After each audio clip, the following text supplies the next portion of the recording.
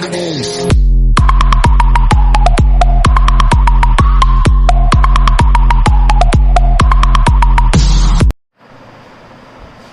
Morning students, कैसे हो?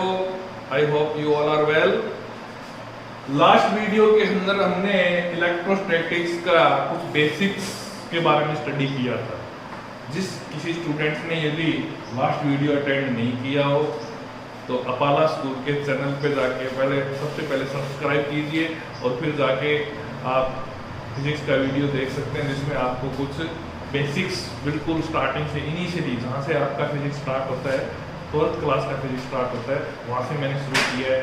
कुछ बच्चों को ये कंफ्यूजन हो रखा है कि 11th क्लास में हमको फिजिक्स नहीं आई, अब कैसे करेंगे, ऐसा कुछ डर बैठा हुआ है। तो it is very clear to everyone कि फिजिक्स जो 12th का है that is totally different than the 11th class physics. 11th class में आपका टाइम वेस्ट हुआ, आपने न्यूमेरिकल सॉल्व नहीं किए या कोई भी प्रॉब्लम आपको अगर आई है तो फॉरगेट दैट वन। आपको 12th क्लास में आज से ये समझिए कि आपने आज ही ये सब्जेक्ट लिए है, आज से आपने ये सब्जेक्ट शुरू किया है, तो आपको कोई दिक्कत नहीं आने देंगे। आप एक एक चीज़ जो मैं आपको बताने जा रहा हूँ उसको बहुत अच्छे से समझने का कोशिश कीजिए। अगर if you are getting any problem you can ask me through WhatsApp and you can make a call also. तो हम अब स्टार्ट करते हैं। लास्ट वीडियो के अंदर आपको बताया था मैंने कि चार्ज क्या होता है। चार्ज के बारे में हमने और भी कुछ सारी बातें बताई थी, प्रॉपर्टीज बताई थी चार्ज के बारे में। तो एक बच्चे ने मेरे को क्वेश्चन किया था कि आपने सब बताया था कि चार्ज क्वांटाइज्ड है और चार्ज का मिनिमम जो पार्ट है या चार्ज जो एग्जिस्टेंस में रहता है वो इलेक्ट्रॉन के ऊपर जितना चार्ज होता है उसी फॉर्म में रहता है, दैट इज 1.6 इंटू 10⁻⁻19 कूलम। ये आपने बताया था, लेकिन हमने तो ये भी पढ़ा है, कुछ बच्चों ने बताया होगा या जो बच्चे एडवांस में पढ़ चुके हैं उन्होंने बताया होगा। अभी ये चीज़ आगे हम आपको बताएंगे, that is in nuclear physics. Modern physics में आपको बताएंगे कि जो चार्ज है वो 2/3 इलेक्ट्रॉन 1/2 इलेक्ट्रॉन भी पॉसिबल हो सकता है, लेकिन दैट इज नॉट इंडिपेंडेंट।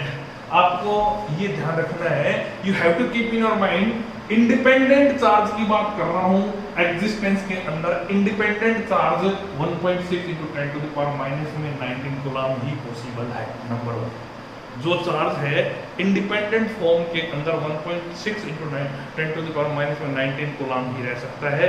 जो क्वार्क या और पार्टिकल्स जो भी होते हैं जिन पे जो चार्ज होता है वो हाफ इलेक्ट्रॉन या 2/3 इलेक्ट्रॉन्स होता है, that are not independent. Okay, first thing is that. Second, कुछ बच्चे ये पूछ रहे थे कि आपने कहा था कि चार्ज इज कंजर्व्ड। ओके, मैंने कहा था चार्ज इज कंजर्व्ड, लेकिन बच्चों ने पूछा कि चार्ज कोई चीज होता है वो डिस्चार्ज हो जाती है। बच्चों में एक कंफ्यूजन था कि कुछ जो चार्ज की हुई चीज है वो डिस्चार्ज हो जाती है, तो वो चार्ज कहाँ चला गया। तो मैंने उस टाइम एक वर्ड बोला था, यदि बोला नहीं था तो अब आप अपनी उस चीज को जोड़ लीजिए। उसके अंदर था आइसोलेटेड सिस्टम। मैंने सबसे पहले एक बात बोली थी कि जो चार्ज कंजर्वेशन का लॉ है वो लागू होता है आइसोलेटेड सिस्टम पे। आइसोलेटेड सिस्टम का मतलब है कि कोई भी सिस्टम किसी के कांटेक्ट में नहीं है, टोटली आइसोलेटेड है। यदि कोई भी चीज किसी के कांटेक्ट में होगी, कोई भी सिस्टम यदि किसी दूसरे सिस्टम के कांटेक्ट में होगा तो चार्ज लीकेज होगा। अब बात करते हैं मोबाइल की बैटरी की। तो मोबाइल की battery is using the charge.